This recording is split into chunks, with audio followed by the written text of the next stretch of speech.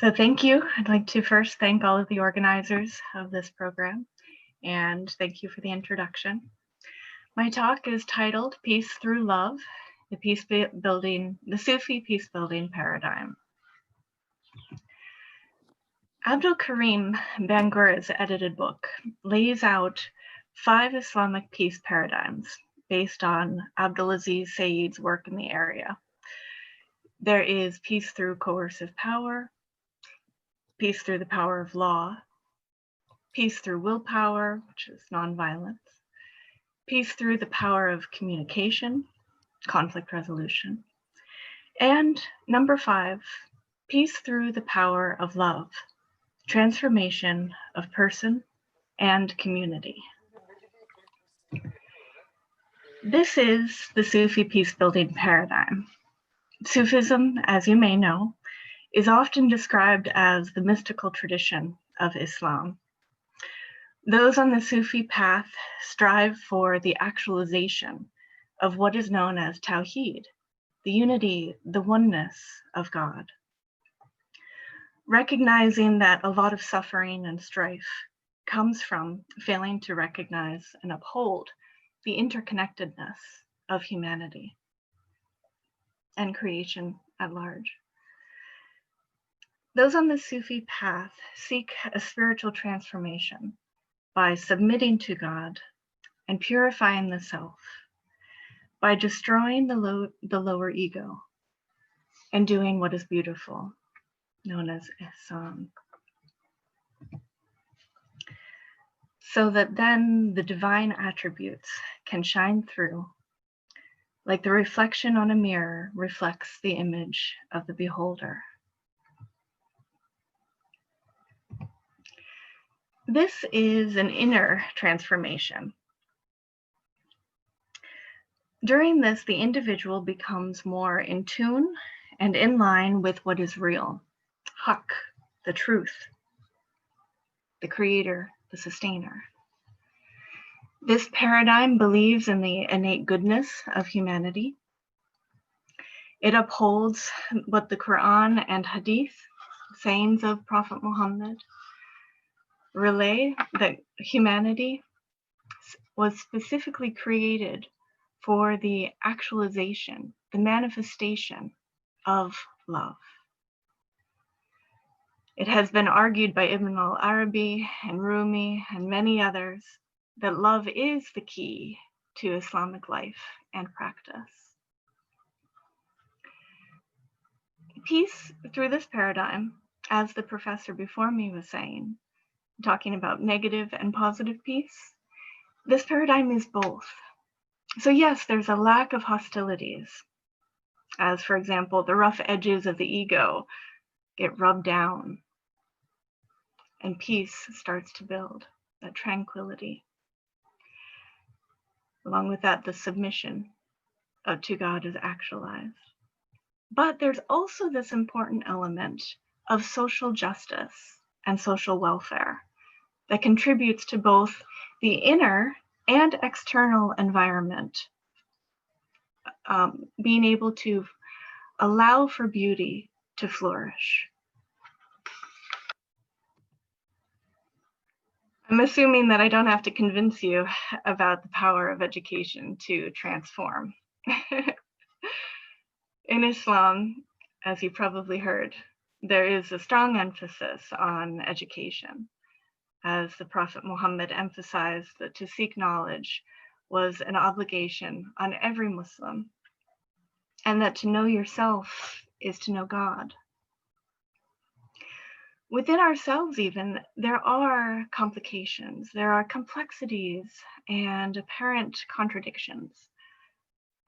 But there are also the tools to grapple with these, and likewise expanding outward to learn to reconcile the differences between us and others.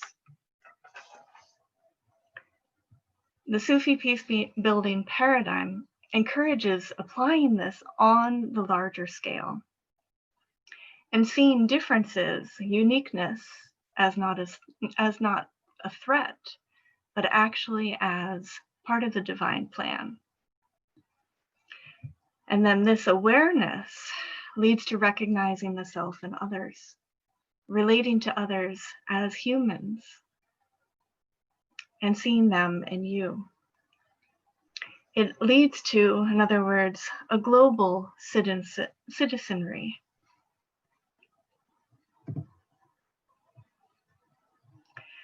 A lot of my research involves Sufism in North America.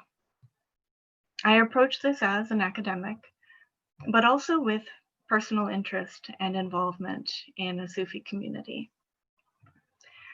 I've mainly focused on the Alamy Tariqa, which is a modern Sufi order that draws on classical traditions.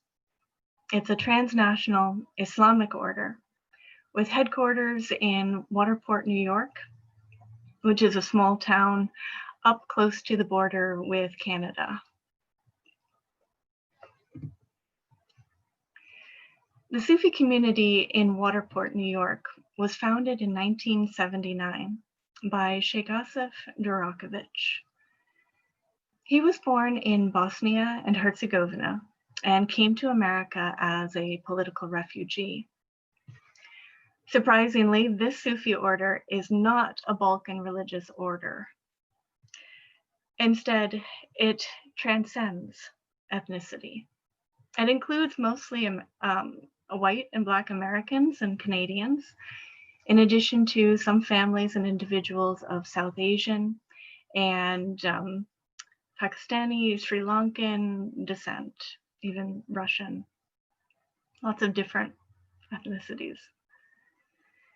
There's also an elderly woman who is a survivor of the Holocaust, and she, like many others, came to Islam through the teachings of the Sheikh. Here's a recent picture of a gathering just last year, a Hadra, and you can see the diversity just in those pictured.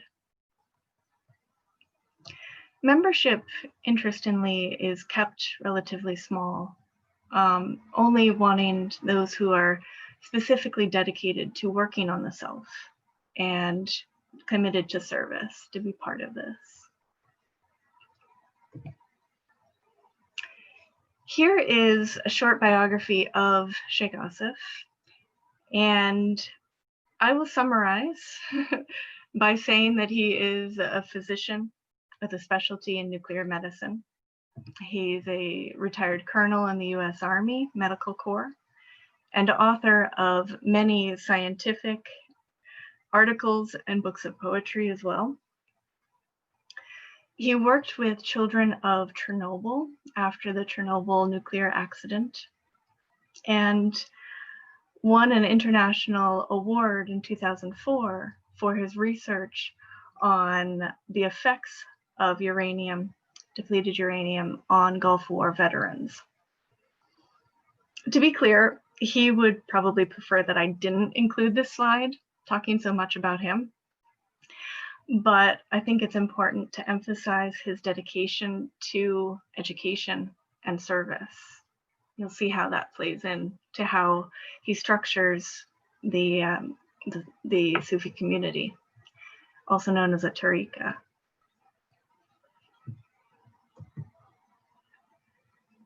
Going back to Sufism, there are, as there are in other mystical paths, established practices that facilitate spiritual progress. Here's a list of some of them, the more common ones: asceticism, remembrance of God, going on retreats, seclusion, fasting, prayers, and doing what is beautiful, ihsan. This last one, ihsan, is acting as though God is a reality for you, as though you can see God, as the Hadith says, because surely God can see you. This method is different than perhaps many of the other methods of spiritual development because it involves the larger community. It is not necessarily only an internal aspect, although internal intention is also very important in a lot of practices in Islam. Because of this external component to ihsan, it is often described, or it has been described, as practical Sufism. And this is how transforming of the community takes place. Sufi orders have a history of engaging in social justice and social welfare programs. Throughout history, they have established prayer houses, followed by organizing community kitchens, for example, schools, libraries, low-cost medical offices, houses for travelers, mosques. They're interacting and they're giving these, they're putting on programs and they're benefiting humanity as part of their spiritual practice. So in other words, it not only helps the community, but it also works on themselves as well, as we find with many service projects. Well, the Alamy Tariqa has definitely been engaged with this. They established the World Life Institute in 1987. Let me just shift my view of this here. The Sufi community has engaged in a lot of programs, and here you can see the quote dedicated to improvement of fullest realization of life and all its all its aspects. And coincidentally, or maybe not, Alamy means world. So World Life Institute is connected to Alamy Tariqa by name as well. The pillars are education, research, service, and health services. And programs are run by volunteers, mainly those involved in the Tariqa, but not necessarily, because this is non-denominational, not connected officially to any religious aspect. It's a 501c3 organization in America, nonprofit. So let's explore some of the programs and projects that have taken place.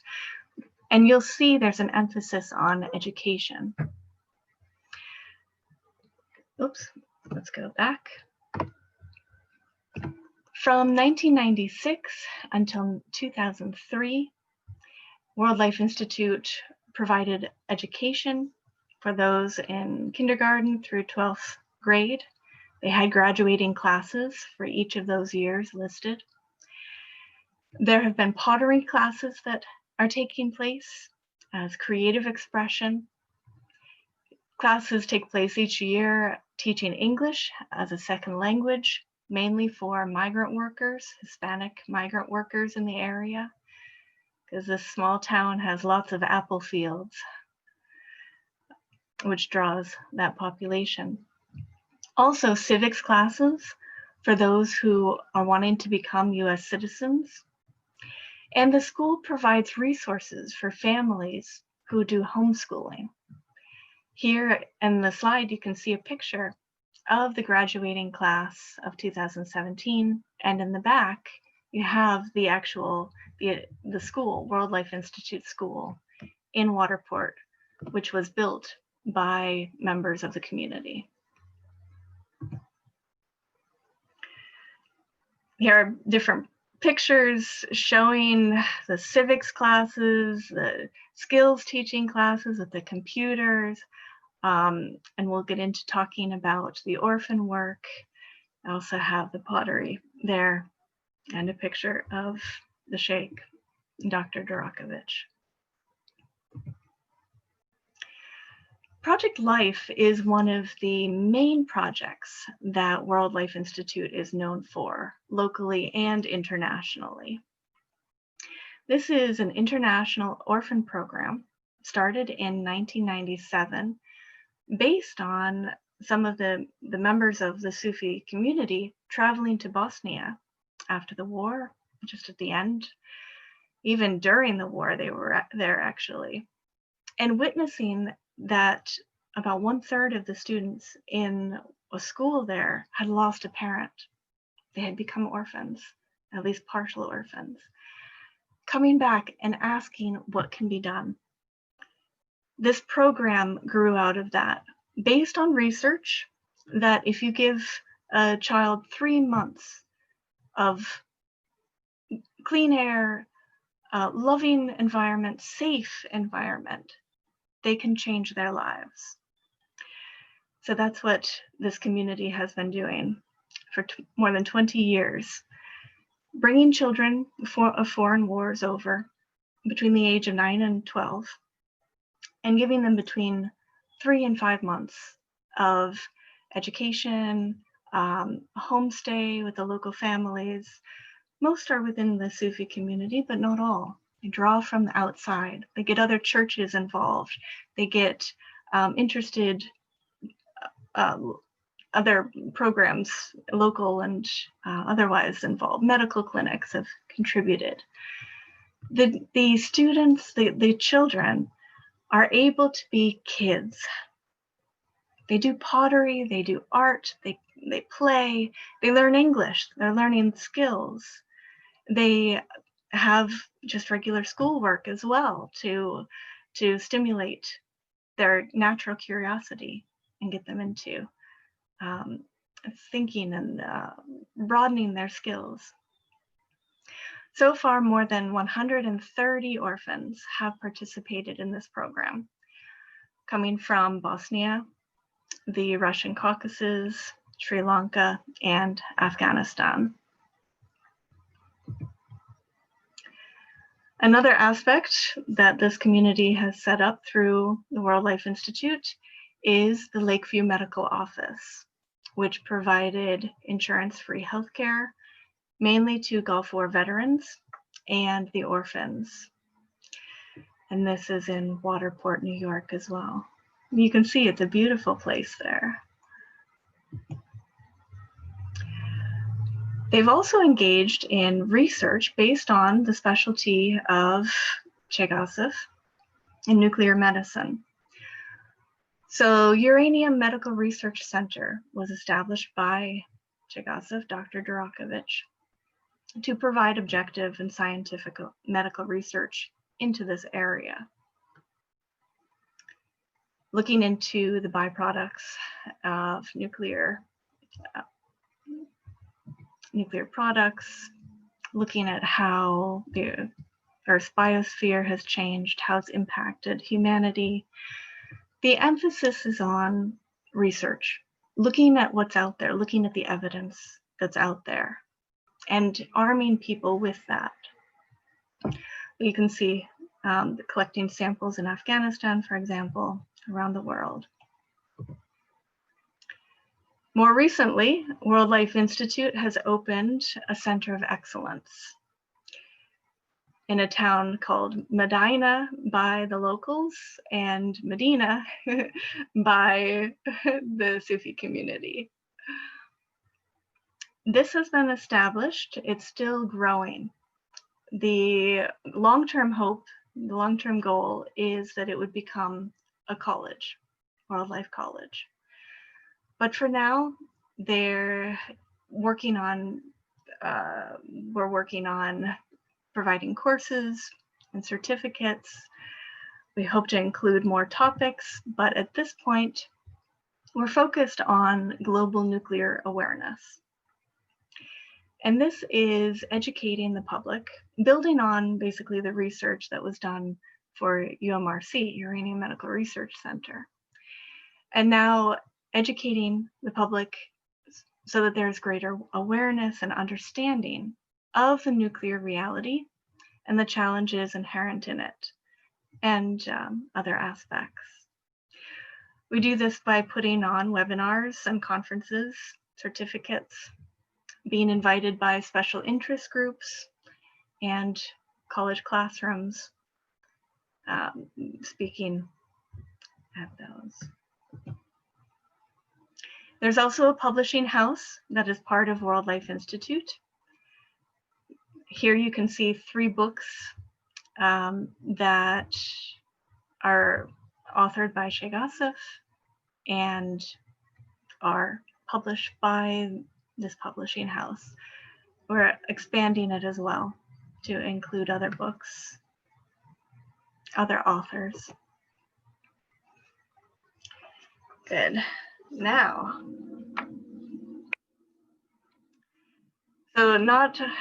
so by putting on these educational programs and service programs, the Alamy Tariqa is putting into practice ihsan, doing what is beautiful, social justice, hoping to change the world, and also changing the self at the same time.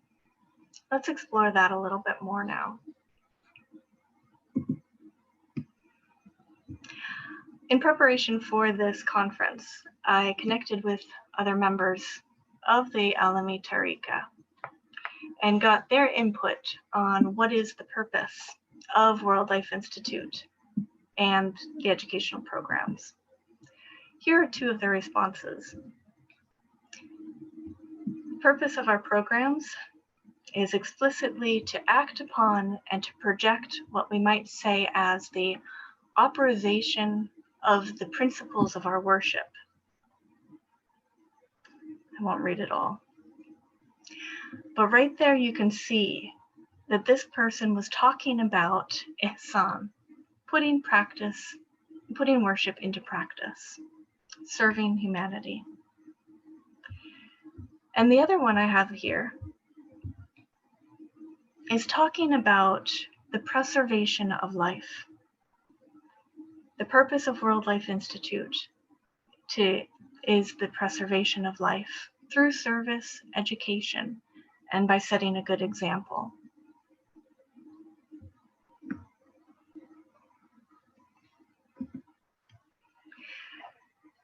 It's probably well known how service can transform the self.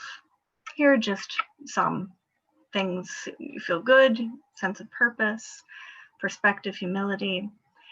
But there are also other aspects.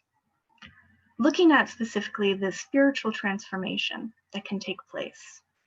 You see yourself in the person that you're supposed to be helping.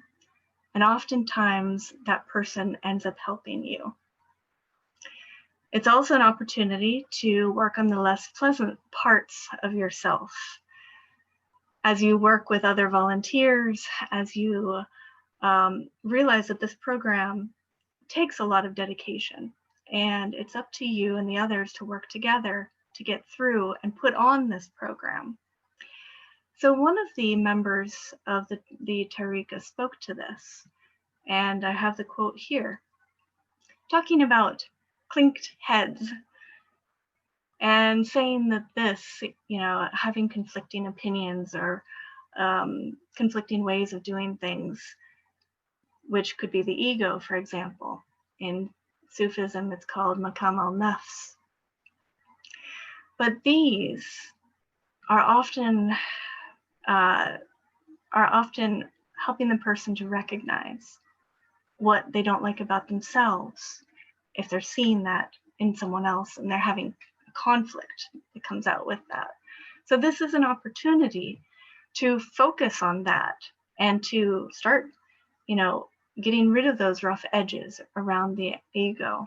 And in Sufism, it would be called fana, die before you die. So die to this dunya before physically dying, so that the reality of the divine can shine through.